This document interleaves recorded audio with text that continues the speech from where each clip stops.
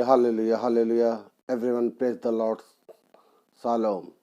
सब कुछ है में से की मित्रों, जैसा कि आज का विषय है दान दशवांश। जी हाँ मित्रों, ये एक बहुत महत्वपूर्ण विषय है और समय समय पर इस पे बहुत सारे लोग बहुत सारे वीडियोस बनाते रहते हैं, बहुत सारी शिक्षाएं देते रहते हैं, क्योंकि एक बहुत महत्वपूर्ण विषय है जो अंतिम दिनों में विश्वासियों के मुंह से सुनने और देखने को मिलता है।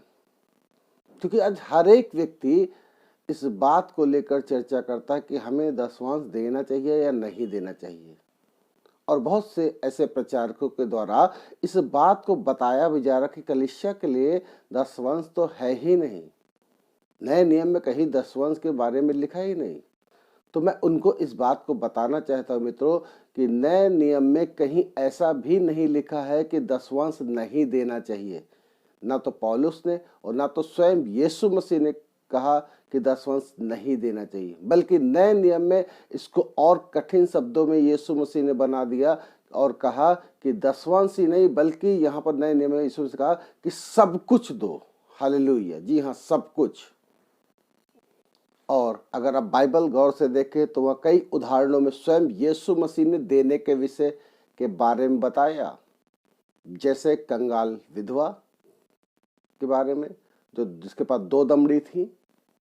मत्ती 19 अध्याय में अगर हम इस बात को स्पष्ट रूप से देखें, उस इजरायली व्यक्ति के बारे में जो इजरायली था और सारा आज्ञा को मानता था, सारी विधियों को मानता था, प्रतिष्ठित पुरुष था इजरायलियों के बीच में, लेकिन वो इस बात को जांचने के लिए जब यीशु मसीह के पास आता है और कहता है, हे गुरु, और मैं क्या करूं कि मैं अनंत जीवन पाऊं। जी हाँ मित्रों, याद रखिए, वो अनंत जीवन की खोज करने के लिए आया था, जिसके लिए यीशु मसीह ने वादा किया कि मैं तुम्हें अनंत जीवन दूंगा। और यीशु मसीह ने उसको देखते हुए कहा कि एक काम बाकी है। अब देखिए, ये इंपॉर्टेंट काम यीशु मसीह स्वयं अपने मुंह से कह रहे हैं, एक काम बाकी, तू अपना सारा धन कंगालों में बांट दे। हालेलुया। जी हाँ मित्रों, यीशु मसीह ने ये नहीं कहा कि दशवांश दो, बल्कि दशवांश तो देता आ रहा था, इसलिए उसने कहा कि मैं सारी आज्ञा को तो मानता चला हूं, पर यीशु मसीह ने कहा अपना सारा धन कंगालों में बांट दो। और हम सब जानते हैं उस इजरायली व्यक्ति का चेहरा लटक गया और वो अपने उद्धारकर्ता को छोड़कर पीछे मुड़ गया। यानी उसका उद्धार आप इसी बात से जांच लीजिए कि रुक गया, क्योंकि वो कहीं ना कहीं धन के विषय में लालच कर रहा था। जी हाँ मित्रों, धन के विषय का लालच, ये धन का लालच ही मित्रों जिसकी वजह से परमेश्वर ने इस दान दशवां के कॉन्सेप्ट को ठहराया था। जी हाँ मित्रों, अगर हम उत्पत्ति की पुस्तक में ही देखें, शुरुआत में ही, तो जब व्यवस्था नहीं थी, शरीयत नहीं थी, तो कैन और हाबिल ने भी अपनी अपनी भेंटों को लेकर वेदी पे चढ़ाया। यानी ये सृष्टि के आरंभ से है, मूसा की शरीयत के आने से पहले से है। उस समय कोई इजरायली नहीं था।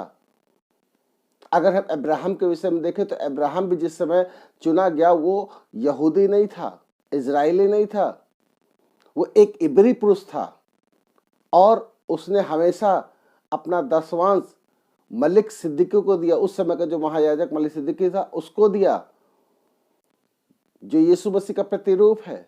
यानी ये बात उनके हृदयों में, उनके विवेक में शुरुआत से ही है देने की व्यवस्था, क्योंकि कहीं ना कहीं रुपया जो है परमेश्वर को टक्कर देता है, और इसीलिए परमेश्वर ने हर एक व्यक्ति की आत्मा को जांचने के लिए, क्या वो आत्मा मेरी है, मुझसे प्रेम करती है, रुपए के कॉन्सेप्ट को रखा, ताकि वो इंसान, वो व्यक्ति जांचा जाए कि वो मुझसे प्रेम करता है या पैसे से प्रेम करता है। हालेलुया।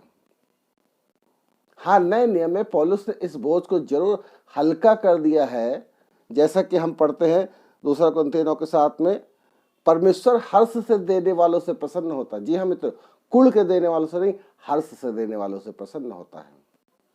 वह ये नहीं कहा कि नहीं देने वालों से, वह कहा हर्ष से देने वालों से प्रसन्न होता है। हालेलुया।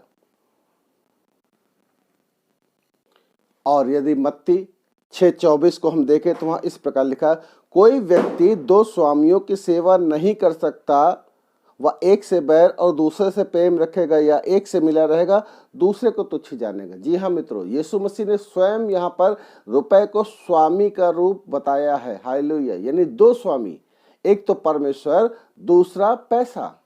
और इसीलिए यीशु मसीह ने कहा कि कोई भी व्यक्ति दो स्वामियों की सेवा नहीं कर सकता। यदि आप रुपए का लोभ कर रहे हो, आप रुपए का मोह कर रहे हो, आप दशवांश नहीं दे रहे हो, इसका मतलब आपने अपना स्वामी पैसे को बना रखा है, परमेश्वर को नहीं। जैसा कि उस इस्राएली व्यक्ति ने मत्ती 19 अध्याय के 16 पद से हम देखते हैं, वहां पर उसने बना रखा था कि जब उद्धार की बात आई तो उसने यीशु मसीह का त्याग कर दिया और रुपए के पीछे हो लिया। हालेलुया। आज बहुत से विश्वासी लालच के कारण से, क्योंकि अंतिम दिनों में शैतान विश्वासियों को लालची बना रहा है, लोभी बना रहा, और इस बात को हम दूसरा तिमोथी 3 अध्याय में देख सकते हैं। ये स्मरण रख कि अंतिम दिनों में कठिन समय आएंगे, क्योंकि मनुष्य स्वार्थी और लोभी, जी हाँ मनुष्य, अंतिम दिनों में मनुष्य स्वार्थी और लोभी हो जाएगा। वह दान दशवांश देने से मना कर देगा। हालेलुया। क्योंकि उसका मन, उसकी आत्मा पैसे को अपना स्वामी बना चुकी होगी। हालेलुया। जी हाँ मित्रों, पैसे को, ना कि परमेश्वर को। आज हम भले परमेश्वर परमेश्वर कहते रहते हैं, प्रभु प्रभु कहते हैं प्रभु, और उससे प्रार्थना भी करते हैं, प्रभु मेरा सब कुछ तो आपका है, तन मन धन, लेकिन जब देने की बात आती है तो हम 10वां अंश ही नहीं दे पा रहे, तो याद रखिए हम जीवन क्या देंगे प्रभु को। हालेलुया। नहीं दे सकते मित्रों। याद रखिए, यीशु मसीह ने कहा जो कोई मेरा चेला बनना चाहे वो अपना तन मन धन सब कुछ न त्याग दे तो मेरा चेला नहीं बन सकता। इतनी कठिन बात यीशु मसीह ने बता दी। नया नियम तो आपके लिए इजी है, जबकि बहुत से लोग पुराना नियम आपके लिए आसान था, जबकि नया नियम आपके लिए कठिन है। बहुत से लोग सोचते हैं कि नया नियम आसान है, लेकिन मित्रों नए नियम की शिक्षाएं कठिन है पुराने नियम की अपेक्षा, क्योंकि पुराने नियम में हर चीज के पीछे एक बलिदान होता था, लेकिन नए नियम में तो अपना आप में आप को ही समर्पण करना, अपने आप को ही यीशु मसीह को दे देना, अपनी अभिलाषाओं को दे देना। संसार को छोड़ने की बात यीशु मसीह बोल देते हैं, रुपए पैसे के लोभ को छोड़ने की बात बोलते हैं, उसको त्यागने की बात बोल देते हैं। और हम रुपए पैसे को लेकर अपने अंदर बैठे, संसार को लेकर अपने अंदर बैठे, तो हम यीशु मसीह के चेले नहीं बन सकते, हम यीशु मसीह के संतान नहीं बन सकते। हालेलुया। एक ही स्वामी की सेवा आप कर सकते हैं, या तो परमेश्वर की या तो धन की। और अगर आप धन देने में और दान दशवांश देने में लालच कर रहे हो, इसका मतलब कहीं ना कहीं आपके अंदर पैसे का लालच है। आप परमेश्वर को नहीं बल्कि धन को अपना स्वामी बनाकर बैठे हो। हालेलुया। क्योंकि शैतान इस एडल्ट्री को अंतिम दिनों के लोगों के अंदर डाल रहा है। हालेलुया। गलत शिक्षाओं के द्वारा, गलत प्रचारकों के द्वारा, और इसीलिए बहुतों के ऊपर श्राप पड़े। हालेलुया। जैसा कि हिंदी में एक कहावत है, सूंग का माल चंडाल खाए। जी हाँ मित्रों, आप जितना बचाने की कोशिश करोगे, जितना प्रभु के कार्य के लिए देने की कोशिश नहीं करोगे, उतना ही बीमारियां, दुष्टात्माएं आपके पैसे पे वार करेंगे और आपके पैसे को निचोड़ लेंगे। हालेलुया। आप परख कर देख लो उस बात को। और इसीलिए बहुत से विश्वासियों के ऊपर श्राप पीढ़ी दर पीढ़ी बने रहते हैं। हालेलुया। क्योंकि धन की चोरी शुरू से करते आए हैं और आज भी कर रहे हैं। हालेलुया। अपने मन के मुताबिक कहीं ना कहीं वचन में घोलमेल कर देते हैं। हालेलुया। और आज का मनुष्य लोभी हो गया, वो सच्चे परमेश्वर को छोड़कर पैसे को अपना स्वामी बना बैठा है, और इसीलिए वो परमेश्वर से दूर हो जा रहा है, उसकी आशीषों से दूर होता जा रहा है। अगर प्रेरितों के काम 5 अध्याय में हम इस बात को देखें तो वहां पर एक पवित्र कलीसिया, पवित्र अगुओं की कलीसिया थी, जिसमें हनन्याह और सफीरा थे।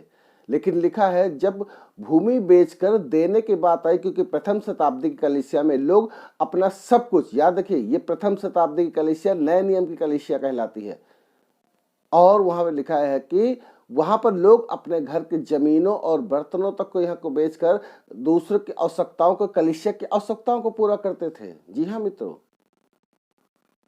और लिखा है कि जब हनन्याह और सफीरा को अपनी जमीन बेचनी पड़ी तो वहां पर वो जमीन उनकी थी, उन्होंने खुद देने को उसे कहा, लेकिन लालच के कारण से कहीं ना कहीं उन्होंने एक भाग को चुरा कर रख लिया।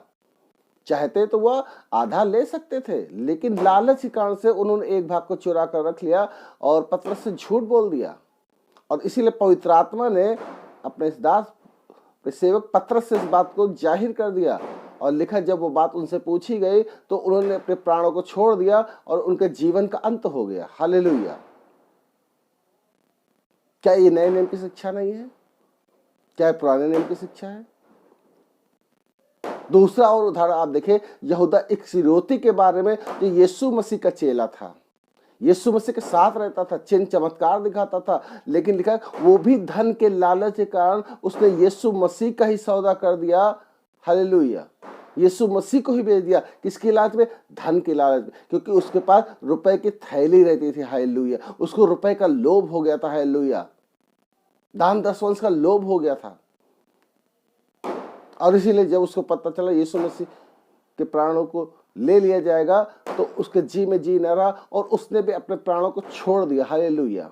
वो भी मर गया, वो भी उद्धार से वंचित रह गया, जबकि यीशु मसीह का चेला था, यीशु मसीह के साथ रहता था, अभिषिक्त चेला था, लेकिन उद्धार से रह गया। हालेलुया। आप सोच लीजिए कितनी गंभीर बात है मित्रों, जो आप इस बात को सोचते हो कि दान दशवंश नहीं देना चाहिए। दान दशवंश परमेश्वर की महिमा के लिए है, और इसीलिए परमेश्वर ने ठहराया था कि आपकी आत्मा को जांचा और परखा जा सके, कहीं आपकी आत्मा लालच में तो नहीं, आपकी आत्मा पैसे को तो अपना स्वामी बनाकर नहीं बैठी है। हालेलुया। क्योंकि वही व्यक्ति नहीं देता है जो पैसे का गुलाम है। अगर आप परमेश्वर के दास हो, परमेश्वर के संतान हो, तो क्या जो पिता ने आपको दिया, परमेश्वर ने आपको दिया, तो क्या अपने पिता को देने में घबराओगे? क्या पिता को देने में संकोच करो? अरे दिया तो हमको प्रभु नहीं है। आप सबके पास एक अच्छी सी गवाही होगी कि आपकी हालत क्या थी। आप मिस्र की तरह गुलामी में जीवन जी रहे थे, लेकिन परमेश्वर ने कहीं ना कहीं मिस्र की गुलामी से आपको निकालकर अपने राज्य में बुलाया और आपको आशीषित किया, ब्लेस किया। और आज ये हालत की जब पिता को देने की बात आती तो हम कन्नी काटते हैं, हम मुंह मोड़ते हैं, हम संकोच करते हैं। आज लोगों की मदद करने के नाम पर लोग अपनी जेब को टटोलते हैं, लेकिन निकालते नहीं। हालेलुया। आत्मसीहत किस तरह से गिरती जा रही है इस गलत शिक्षाओं के द्वारा, गलत प्रचारकों के द्वारा। हालेलुया। याद रखिए मित्रों, थोड़ी सी लापरवाही आपके अनंत जीवन को खत्म कर सकती है। उन पुराने नियम का विश्वासी नए नियम में यीशु मसीह के पास आया था। अगर दान दशवंश ना होता तो यीशु मसीह उस इजरायली व्यक्ति से कह सकते थे, तुम तो दशवंश दे रहे हो, तुमको अब क्या जरूरत है, तुम तो सारी आज्ञा में। लेकिन नहीं, यीशु ने क्या कहा? सब कुछ कंगालों को बांट दो। जी हाँ मित्रों, सब कुछ। परमेश्वर यहाँ सब कुछ बोल रहा है। आपका अपना जीवन, आपकी अपनी वस्तुएं, आपकी अपनी चीजें, सब कुछ, इन सब को जब तक आप परमेश्वर को अर्पण नहीं कर दोगे, इन सब की गुलामी से जब तक आप आजाद नहीं हो जाओगे, आप स्वर्ग के वारिस नहीं हो पाओगे। इस बात को लिख के रख लीजिए। हालेलुया। ये 100% सत्य बात है। आप मानो या ना मानो, अपने स्वार्थ के लिए आप विचन में कितने भी मिलावट कर लो, लेकिन ये सच है तो सच है। हालेलुया।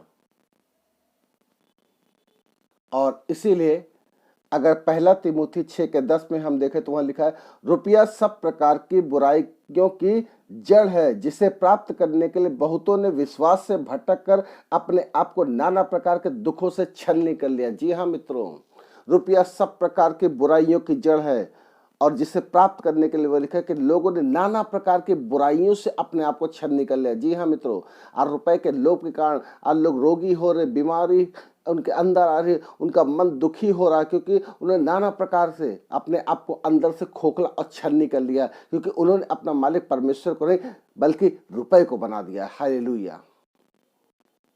धन हमारी आवश्यकता है मित्रों, क्योंकि हम को पता होना चाहिए कि हम इस किराए के घर में हैं, ये हमारा परमानेंट एड्रेस नहीं। हमको एक दिन स्वर्ग जाना है, क्योंकि यीशु मसीह ने हमें स्वर्ग राज का नागरिक बनाया है। हालेलुया। एक दिन सब कुछ यहीं छोड़ के जाना है मित्रों। इससे धन का लालच मत करें। धन कमाइए, धन कमाना बुरा नहीं, लेकिन धन का लोभ सब प्रकार की बुराई है। हालेलुया। भलाई के कर्म करिए, एक दूसरे की मदद करिए, ताकि मसीह का राज दुनिया में आए। हालेलुया। गलत शिक्षाओं से बचिए मित्रों, जो आपको लोभी बना रही हैं, क्योंकि शैतान लोगों को लोभी बना रहा, शैतान लोगों के अंदर धन का लालच पैदा कर रहा, ताकि आप स्वर्ग से वंचित रह जाओ। वो चाहता कि आपके पास दुनिया की आशीष मिले। मित्रों, दुनिया की आशीष हमारे लिए नहीं है, परमेश्वर ने दी है, सो गुड, लेकिन ये नाशवान है, लेकिन इसीलिए पर उनका जो स्वर्ग के लिए धन बटोरेगा वो स्वर्ग में उसकी कटनी भी काटेगा, लेकिन जो संसार के लिए बटोरेगा वो संसार की कटनी के साथ कट जाएगा और खत्म हो जाएगा। हालेलुया। इसलिए धन का लोभ मत करिए, अपने उस अनंत जीवन के बारे में सोचिए जिसको परमेश्वर ने आपको दिया है, एक अनमोल जीवन जिसके लिए कीमत चुकाई गई है, और आप धन के लालच में उस जीवन को खो रहे हो। हालेलुया। जिस नाप से तुम नापोगे उसी नाप से तुमको दिया जाएगा। हालेलुया। जी हाँ मित्रों, जिस नाप से, अगर आप किसी को एक मुट्ठी गेहूं दे रहे हो, एक मुट्ठी आटा दे रहे हो, और आपको सोचते हो परमेश्वर एक बोरा देगा, तो कभी नहीं देगा। हालेलुया, कभी नहीं देगा। वचन स्पष्ट कहता है, जिस नाप से तुम नापोगे उसी नाप से तुमको दिया जाएगा। तेरे घर में 2 रोटी है तो जा अपने पड़ोसी को देकर आ, तेरे पास 2 कमीज है, जा अपने पड़ोसी को देकर आ, तब तू मेरी संतान कहलाएगा। हालेलुया। हे प्रभु करने से कुछ आप संतान नहीं बन जाओगे। जब आप उसके नियमों को, उसके वचनों को मानोगे, तब आप परमेश्वर की संतान कहलाओगे, तब स्वर्ग का राज आपका होगा। हालेलुया। उससे पहले नहीं होगा मित्रों, आप भूलने मत रहिए। अगर आप पौलुस को भी देखिए तो पौलुस जब कहीं सेवकाई के लिए जाता था तो कलीसिया उसके लिए धन को इकट्ठा करके रखती थी, और पौलुस भी उस धन को यरूशलेम में लेकर जाया करता था। हालेलुया, देने के लिए उस मंदिर में। हालेलुया। जबकि पौलुस इस बात को डिक्लेयर करता, क्योंकि पौलुस काम करता था, वो पैसे वाला था, इसलिए उस बात को बोलता था, मुझे इसकी आवश्यकता नहीं, फिर भी यही तो मेरे लिए करते हो तो धन्यवाद, और उस तुम्हारी भेंटों को मैं यरूशलेम में ले जाकर दूंगा। हालेलुया। वो उसका व्यक्तिगत था। अगर आज कोई पास्टर पैसे वाला है और वो व्यक्तिगत सेवा कर रहा है, वो नहीं लेना चाहता, तो वो व्यक्तिगत है, वो उसका अपना मत है। लेकिन आप उससे बाइबल में जोड़ दे कि नहीं, ये तो नए नियम में नहीं है, तो वो रॉन्ग शिक्षा है मित्रों। हालेलुया। सही शिक्षा में आइए मित्रों। आज लोग श्रापित हैं, लोग घर पे पैसे के ऊपर श्राप पड़ा हुआ है, पैसा बह रहा, वो डॉक्टर को तो देना पसंद कर ले, वो डॉक्टरों की तो बात मान लेंगे, डॉक्टर 50,000 खर्चा करवा देगा, लाख खर्चा करवा देगा, वो खर्चा कर देंगे, लेकिन जब परमेश्वर को देने की बात आएगी तो 500 रुपए भी नहीं निकल पाते। हालेलुया। लेकिन जो धन है, जो मन के दीन है, जो परमेश्वर के राज को देखें, जो परमेश्वर के राज के लिए बोते हैं, जो परमेश्वर के राज के लिए आज भी बीजों को बो रहे हैं, वो परमेश्वर के राज में कटनी काटेंगे। हालेलुया। जी हाँ मित्रों, लालच छोड़ दीजिए। लालच आपके स्वर्गीय जीवन को रोक देगा, आपके अनंत जीवन को रोक देगा, और इसीलिए परमेश्वर ने इस कॉन्सेप्ट को रखा, ताकि आपकी आत्मा को बार बार परखा और जांचा जा सके। हालेलुया। कि आपका स्वामी कौन है, परमेश्वर या पैसा। हालेलुया। जी हाँ मित्रों, परमेश्वर को अपना स्वामी बनाइए। अगर पैसे को अपना स्वामी बनाएंगे तो पैसा आपके सर पर चढ़कर बोलेगा और क्लेश उत्पन्न करेगा, दुख उत्पन्न करेगा, टेंशन उत्पन्न करेगा। लेकिन परमेश्वर अगर आपके ऊपर होगा तो वो प्रेम उत्पन्न कर देगा, शांति उत्पन्न कर देगा, आपके जीवन में आनंद भर देगा। हालेलुया। इसलिए परमेश्वर को अपना स्वामी बनाइए, न कि पैसे को।